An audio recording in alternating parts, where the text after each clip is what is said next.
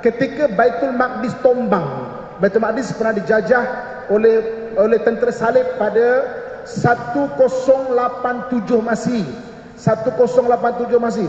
Satu dunia umat Islam datang mempertahankan Baitul Maqdis. Kerajaan Islam Andalusia. Ada satu kerajaan Islam di bahagian barat Andalusia. Andalusia sekarang Spain, Spanyol.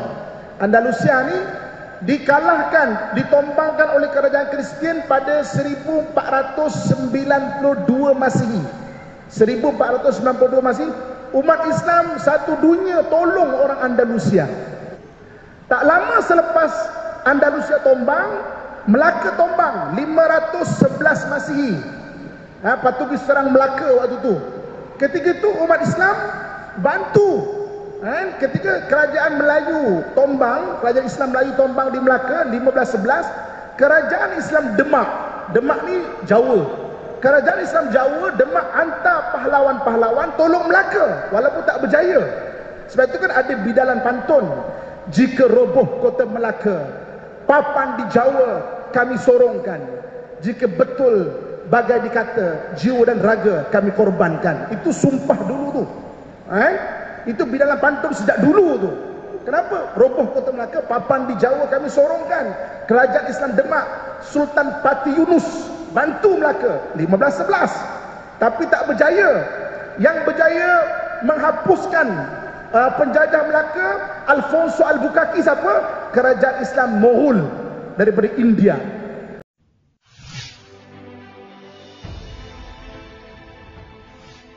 Kalau kita kaitkan lagi bagaimana sebelum berlakunya hijrah Nabi, terjadinya peristiwa Isra wal Mi'raj.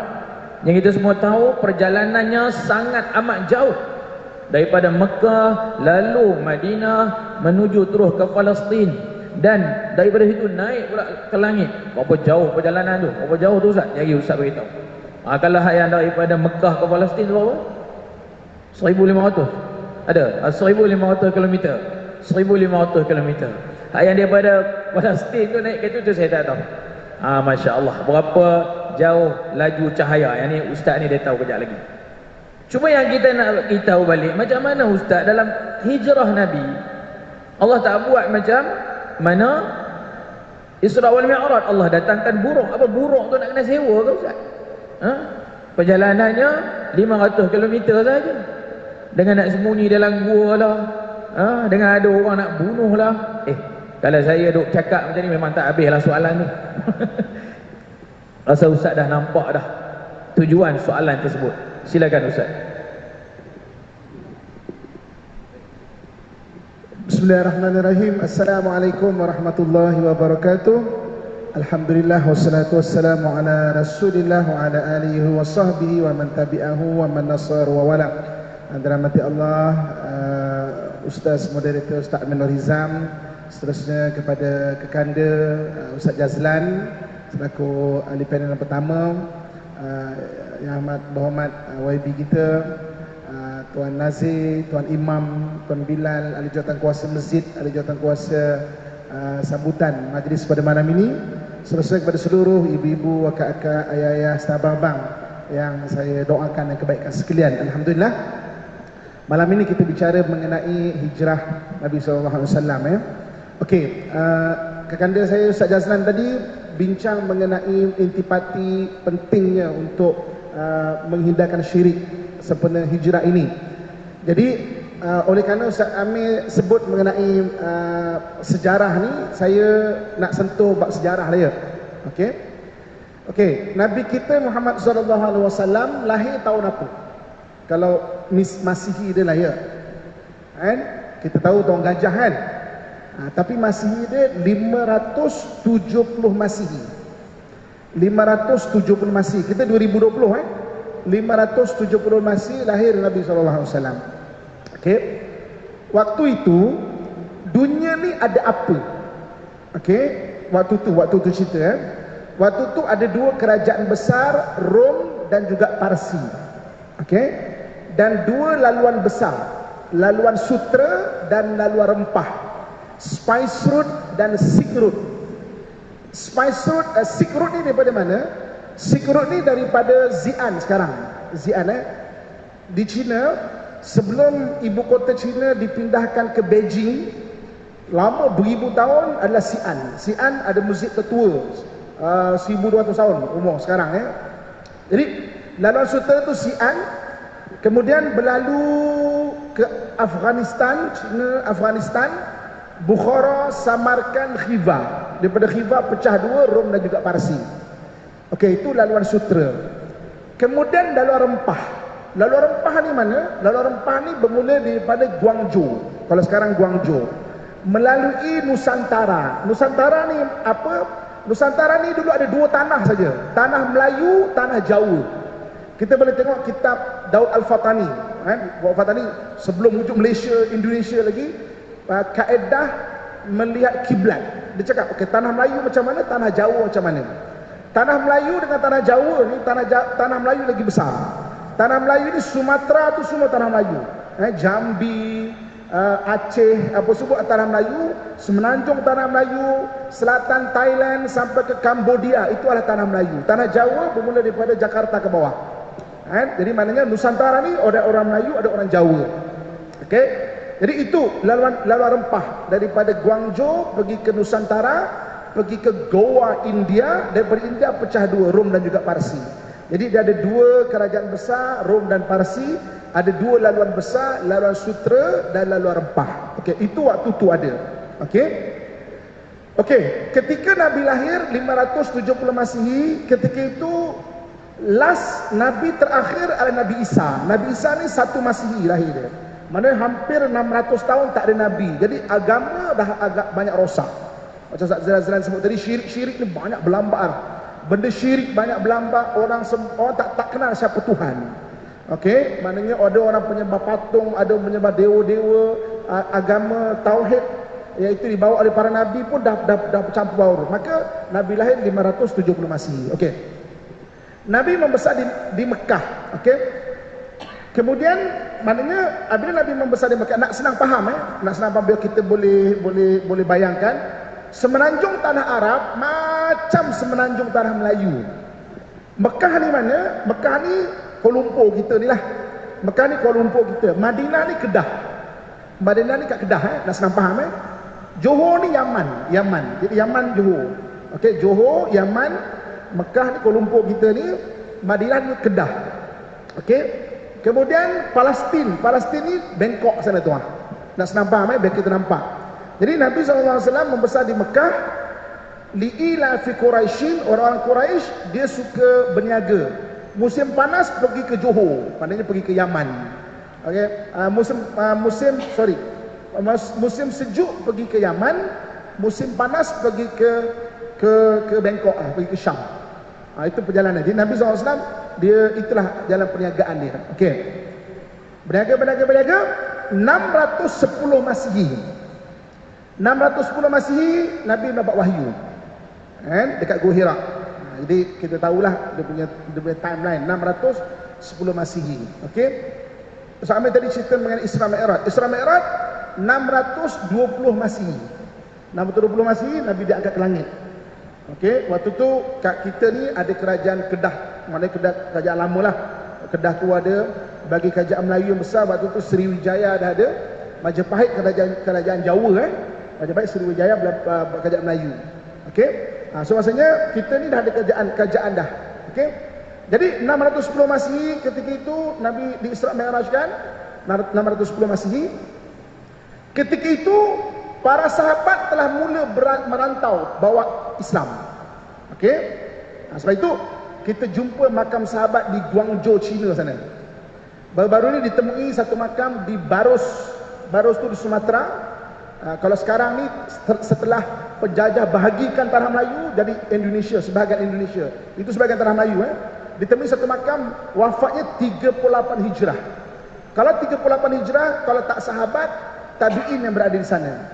Baros ni satu tempat terbaik, satu tempat melahirkan bahan terbaik memandikan mayat, iaitu kapur Baros.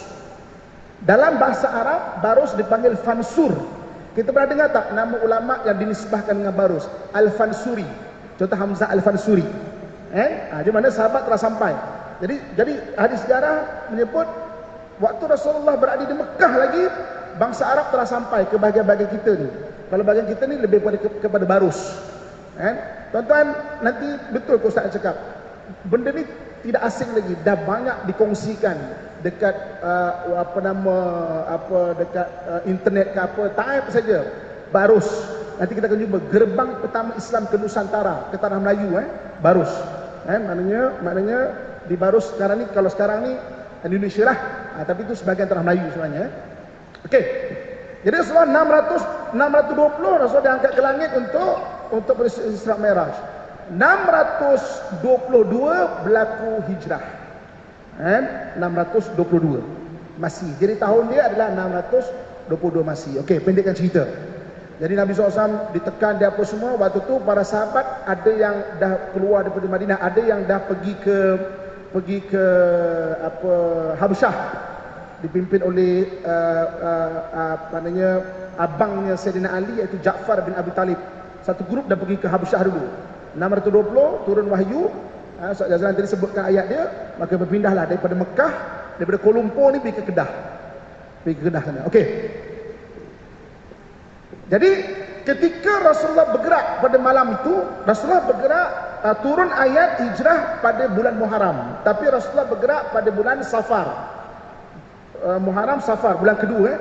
Betul ada kadang-kadang kan dia Ustaz Amir kan, ada orang kena petikai, apa Muharram ni, Rasulullah pergi bulan Safar. Ya, Rasulullah bergerak bulan Safar, tapi sahabat dah bergerak bulan Muharram lagi. Orang kadang suka petikai gitu kan. Tapi sebab itu Sayyidina Umar ambil satu Muharram sebagai satu tarikh dia. Okey, Nabi bergerak bulan Safar. Sahabat-sahabat dah mula bergerak. Maka malam tu pendekkan cerita, Nabi pun bergerak. Nabi bergerak dengan 3 orang. Rasulullah SAW, Sayyidina Abu Bakar, dan satu orang bernama Abdullah bin Abi Uraikid. Abdullah bin Abi Uraikid ni dia adalah penunjuk jalan, sebab jalan nak lalu ni jalan-jalan yang bukan jalan biasa, kena lintas padang pasir lalu bengkang-bengkok macam ni, biar orang tak dapat cari. Maka malam tu pun Nabi bergerak. Maka orang-orang kafir mengisytiharkan apa dia? Mi'atu naqah mayyati bi Muhammadin hayyan aw mayyitan. Okey? Kita semua tahu hayyan aw mayyitan, hidup atau mati ya. Mi'atu naqah ni 100 ekor unta, siapa yang boleh bawa Muhammad hidup atau mati? Hayyan aw mayyitan. Innahum thalathah, dia 3 orang. Muhammad wa Abu Bakar wa Abi Uraikid a'lamun nas bis Sahara. Muhammad, Abu Bakar, Abdullah bin Abi Uraikid, orang yang paling mahir perjalanan padang pasir. Jadi rupanya Nabi daripada Kuala Lumpur ni, nak senang faham, rupanya tak terus ke Kedah. Nabi turun ke Seremban dulu. Seremban ni adalah dekat situ Gua Thur. Maknanya tempat Nabi bersembunyi dulu. Nak senang faham pergi Seremban dulu. Jadi orang kafir ni semua cari jalan-jalan pergi ke Tanjung Malim, pergi ke Beranang, pergi ke mana, semua kejar ke atas. Sedangkan Nabi pergi ke Seremban dulu. Nabi turun ke bawah dulu, nak senang faham Nabi turun ke bawah dulu. Kemudian lepas beberapa hari baru Nabi bergerak. Nabi bergerak lalu jalan yang tidak biasa jalan. Kona kanan, kona kiri, kona kanan, kona kiri. Okey. Kemudian sampai dekat Wadi Kudaid. Kalau kita pergi ke Mekah, kita akan pergi ke Wadi Kudaid. Dekat Wadi Kudaid tu ketika itu dulu tak ada RNR. Jadi kalau terputus makanan memang nasib lah. Nabi pun singgah dekat satu orang ni, ada tak makanan? Boleh tak? Minta boleh tak? Ada tak susu? Susu tu buat tenaga Dia kata ibu ni tengok Nabi, kesian orang ni macam ni lah, orang musafir. Bayangkan tengah panas, tengah apa kan? Kesian kan? Tapi tak ada makanan. Tapi saya ada kambing ni dah tua, lama tak ada susu.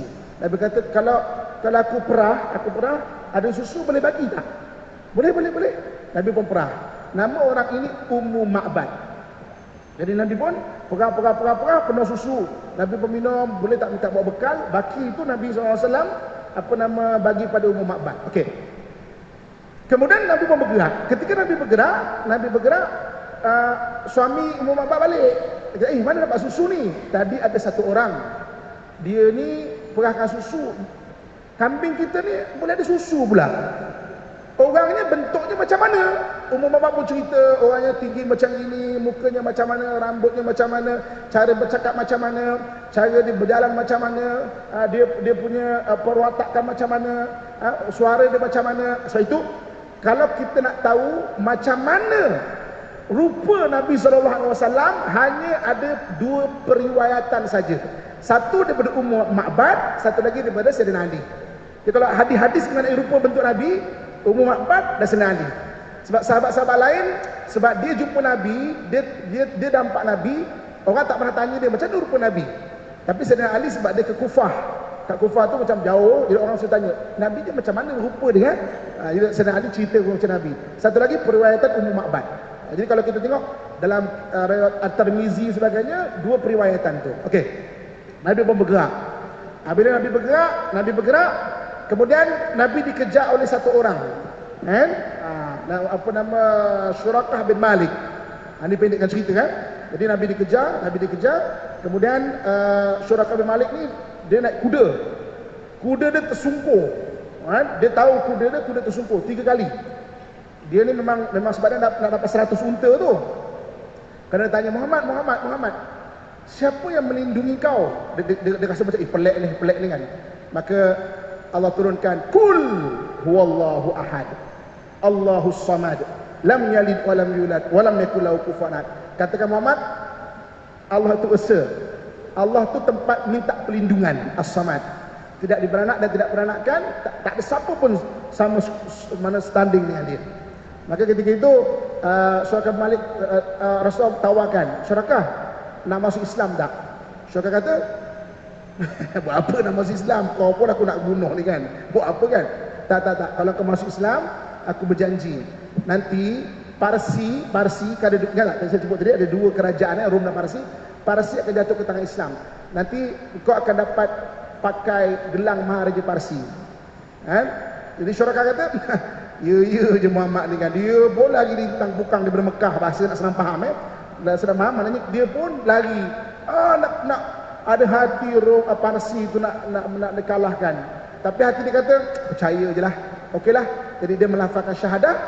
Ketika Parsi tombang, Sayyidina Umar berikan gelang Maharaja Parsi ni kepada Syurakah bin Malik. Nangis Syurakah. Aku teringat mula aku nak bunuh Muhammad, dia ni maknanya dia janji nak bagi gelang ni kat aku pakai betul. Ketika tahun 14 Hijrah. Okey. Kemudian pendekkan cerita, lalu sampai nak pergi ke Kedah. Ni Madinah kat Kedah. Okey. Madinah ni dikelilingi dengan gunung berapi dan masih aktif. Pergi search dekat internet, volcano surrounding Madinah, maknanya apa, ataupun sekitar Madinah kan. Madinah sampai sekarang sebenarnya dia dipenuhi dengan gunung berapi dan masih aktif lagi. Jadi dulu nak pergi Madinah, jalannya bukan direct Mekah pergi ke Kedah, tak. Jalannya pergi ke Perlis dulu, naik tempat Ustaz Amir Perlis, baru turun ke Kedah. Sebab keliling tu gunung berapi ni batu dia tajam. Jadi kena kuda ke, kena unta ke, boleh menanah luka. Diorang pergi ke Perlis dulu, ke atas tu baru turun balik. Sebab itu ketika peperangan peperangan parit, Nabi tak gali parit seluruh Madinah tu. Nabi gali parit daripada Perlis ke Kedah tu. Di situ gali tu. Sebab keliling tu dulu adalah bukit. Sekarang dah tak ada dah, sebab dah ada jentera boleh pecah bukit-bukit kan. Sekarang tak nampak dah. Tapi banyak masih aktif lagi volcano tu ataupun gunung berapi. Okey, jadi pun naik atas, turun dan disambut oleh orang Islam dengan orang beriman ketika dengan kasidah yang kita baca sampai sekarang, Tala al-Badru alaina, kan, min saniyatul wada' dan sampai ke akhirnya. Okey. Jadi macam mana Ustaz Amir sebut tadi, dia bukan perjalanan yang mudah Tapi macam mana Ustaz Jazan sebut tadi, satu tujuan, antara tujuan penting dia adalah untuk kita menghilangkan syirik. Jadi Nabi itu sampai ke Madinah, tujuan dia adalah untuk membersihkan syirik, kekufuran, benda-benda tak bagus, benda tak baik. Itulah juga kenapa para sahabat sampai dekat tanah Melayu kita ni, sampai kat China sana tu, untuk membersihkan kita daripada syirik dan memperkenalkan tauhid, iaitu mengesahkan Allah Subhanahu wa taala. Para sahabat, kenapa bermati-matian Islam? Satu Nusantara ni boleh Islam tau. Satu Nusantara ni boleh Islam. bukan kecil-kecil tau. Cina tu maknanya di Guangzhou sana ada makam sahabat namanya Abi Waqqas. Abi Waqqas maknanya dia adik Sa'ad bin Abi Waqqas. Di depan makamnya tertulis kata-katanya, kami datang ke negeri Cina untuk mengislamkan Cina, kami takkan pulang lagi ke negara Arab. Satu antara dua pasti akan berlaku, sama ada kami syahid di bumi Cina atau Islam tersebar di bumi Cina. Terbukti Islam tersebar di sana. Seperti mana Islam tersebar di Nusantara ini untuk menghilangkan syirik, macam mana Ustaz Zazan sebut tadi, dan juga untuk mengesahkan Allah, iaitu mengajarkan tauhid kepada Allah Subhanahu wa taala. Allah. Terakhir sekali, masya-Allah Ustaz Muhammad, sekali soalan yang terakhir sekali Ustaz menggulungkan apa yang telah kita bawa pada malam ni Ustaz. Kalau di Malaysia kita yang suka duk menyambut Ma'al Hijrah ini, suka sangat duk melagukan lagu satu Muharram detik permulaan. Tapi soalan saya kepada Ustaz, kenapa kita kaitkan Muharram hijrah ni? Hijrah itu pengorbanan, hijrah itu perjuangan, hijrah itu persaudaraan, hijrah itu membentuk perpaduan. Oleh itu, kenapa tu ada 4 perkara tu Ustaz? Silakan Ustaz. Terima kasih bagi Ustaz Amir, Kekanda Ustaz Jazlan, selesai kepada seluruh ibu-ibu, akak-akak, ayah-ayah, serta abang-abang yang saya sayangi dan saya doakan kebaikan sekalian. Okey. Jadi macam mana Ustaz Amir sebut tadi, hijrah itu persaudaraan, pengorbanan, ya. Sahabat memang berhijrah, ingat tarikh dia adalah 622 Masihi. Untuk kita nampaklah tahun bila hijrah ni kan, 622 Masihi, memang sehelai sepinggang. Tak ada apa. Jadi daripada Mekah ni, daripada Kuala Lumpur ni pergi ke Kedah tu, tak ada apa, sehelai sepinggang. Tinggal semua. Nak ringkas berjalan. Sampai di Madinah, persaudaraan. Persaudaraan ada bentuk pengorbanan. Orang Madinah, siapa tak ada rumah ni, rumah ni nak senang faham kalau bahasa sekarang, buat partition. Partition bagi sebahagian orang daripada Mekah. Tak ada baju, bagi baju. Macam Ustaz Jazan sebut tadi, bagi makan, kan? Maknanya persaudaraan. Yang tak ada apa-apa, bagi, kan? Jadi sampai Nabi SAW tidak, rumah seorang sahabat bernama Abu Ayyub Al-Ansari dibuat partition. Dia ada, rumah ada 2 tingkat, bahagian atas maknanya Nabi duduk. Sebelum Nabi buat rumah sendiri waktu itu. Sebab sehelai sepinggang, itu persaudaraan. Jadi sebenarnya hijrah ni pengorbanan, persaudaraan, itu yang kita kena faham. Okey, 622 Masihi. Dan semangat hijrah ini terus dipegang oleh umat Islam.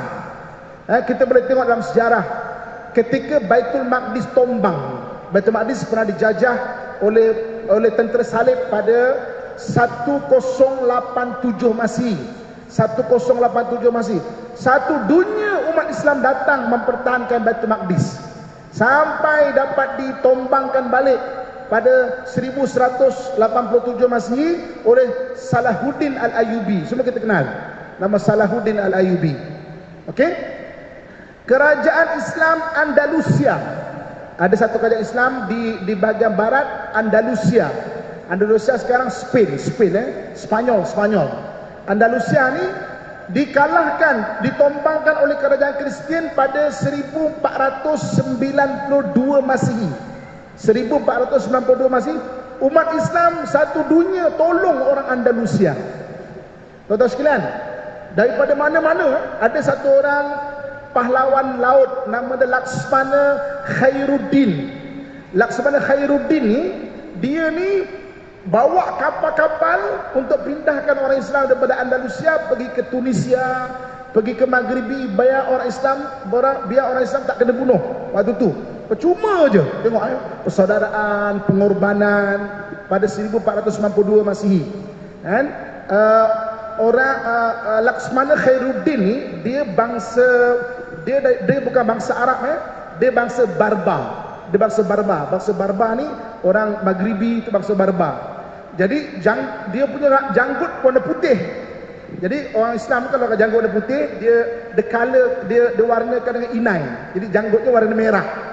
Jadi orang barat memanggilnya orang barbar yang berjanggut ros. Barbarossa. Dalam filem apa Pirate the Caribbean ada satu Captain Barbossa. Captain Barbossa tu sebenarnya adalah Laksmana Khairuddin. Orang barat memanggil dia orang barbar yang berjanggut ros. Barbarossa ataupun Barbosa. Itu tokoh sebenar orang Islam tu. Dia menolong umat Islam daripada Andalusia ketika tombang 1492 Masihi. Tak lama selepas Andalusia tombang, Melaka tombang 511 Masihi. Portugis serang Melaka waktu tu. Ketika itu umat Islam bantu. Ketika kerajaan Melayu tombang, kerajaan Islam Melayu tombang di Melaka 1511, kerajaan Islam Demak ni Jawa. Kerajaan Islam Jawa Demak hantar pahlawan-pahlawan tolong Melaka walaupun tak berjaya. Sebab itu kan ada bidalan pantun. Jika roboh kota Melaka, papan di Jawa kami sorongkan. Jika betul bagai dikata, jiwa dan raga kami korbankan. Itu sumpah dulu tu. Itu bidalan pantun sejak dulu tu. Kenapa? Roboh kota Melaka, papan di Jawa kami sorongkan. Kerajaan Islam Demak, Sultan Pati Yunus bantu Melaka 1511. Tapi tak berjaya. Yang berjaya menghapuskan penjajah Melaka, Alfonso Albuquerque siapa? Kerajaan Islam Moghul daripada India. Ketika Alfonso Albuquerque nak balik ke Spanyol, dia diserang oleh kerajaan Islam Moghul. Mati dia di sana. Tapi orang tanis tulis, oh dia tu diserang oleh Lanon. Tapi tidak, kerajaan Islam Moghul waktu tu. Aja mana persaudaraan. Aja maksudnya sejak dulu lagi inilah kesamaan. Kita diikat macam mana Ustaz Jazal sebut dengan kecintaan pada Allah, pada Rasul, pada persaudaraan Islam, pada agama sejak dulu lagi. Dan selagi mana kita berpegang kepada ini, kita akan kuat. Dan sejarah dulu umat Islam, okey. Kerajaan Islam Dali, tuan-tuan boleh cuba salin kejap lagi, tambahkan kita punya knowledge, pergi Google. Negeri China pernah ada kerajaan Islam, nama kerajaan Islam tu kerajaan Islam Dali di Yunan. Di Yunan dikalahkan oleh kerajaan China, dihapuskan semua, syahid sultan-sultan Islam Syekh China sana tu, kerajaan Islam Yunan. Kemana orang Islam Yunan tu pergi? Dia pergi kepada negeri-negeri Melayu Nusantara. Sebab tu orang-orang Kelantan ada kata kalau siapa kan dia keturunan Yunan, keturunan China Yunan. Itu memang betul. Sebab dia orang turun sampai ke Cambodia, sampai ke Thailand, sampai ke tanah Melayu kita ni. Siapa yang bagi perlindungan? Kerajaan Islam Melayu ketika itu. Ini kurun ke-18, kerajaan Islam Dali. Jadi maknanya sebab tu macam Ustaz Jazal sebut tadi kan, ada orang susah, kalau di Islam, dia Muslim pergi ke mana-mana, kita kena tolong semampu yang boleh. Macam kita pergi Pakistan 2004 2005, waktu tu gempa bumi di sana. Gempa bumi di sana kan, saya Ustaz Azlan dengan Tan Sri Duta waktu tu kita pergi, kita hantar, kita tengok. Maksudnya kita hantar pergi ke sana. Bayangkan ketika kita nak balik kita susah. Saya ada peristiwa, maksudnya orang sana tolong kita padahal tak kenal. Tuan-tuan kalau datang ke mana-mana, saya dengan Ustaz Azlan kita uruskan korban dekat China, kat Pingliang. Kan. Dia tengok kita Islam, suka dia. Bagi salam dia, beratur ramai-ramai, dia kata Assalamualaikum. Saya cakap Ustaz Azlan, kita nak jawab Waalaikumsalam ke Waalaikumsalam ni. Dia bagi salam, Assalamualaikum. Wih, Waalaikumsalam. Oh, Musliman. Waalaikumsalam. Islam bagi salam, dia bangga, dia ajak kita makan, dia push, masya-Allah. Mana-mana tuan-tuan, kalau tuan-tuan nak biasa pergi ke luar negara, maknanya Mekah pun tengok, Mekah memang orang Islam lah. Negeri-negeri bukan orang Islam, jumpa kita bagi salam, terus bertaut hati tu. Sebab hati orang Islam ada kecintaan, macam mana yang Ustaz Jazal sebut tadi. Nanti kita mungkin boleh minta Ustaz Jazal ulangkan serengkas 7 kecintaan yang ditanam oleh Nabi SAW kepada hati umat Islam, sampai umat Islam tu saling membantu, saling menolong. Bukan sekarang saja, sejak dulu lagi. Kan kita tengok kalau sejarah kerajaan Islam Melayu ni sejak dulu lagi. Kan kerajaan Islam Melayu Tombang, kerajaan Demak bantu, kan kita pernah bantu Demak, kita pernah situ, itu adalah kekuatan umat Islam. Sepenuh hijrah ni ditautkan kecintaan kan dalam hati umat Islam. Wallahu a'lam.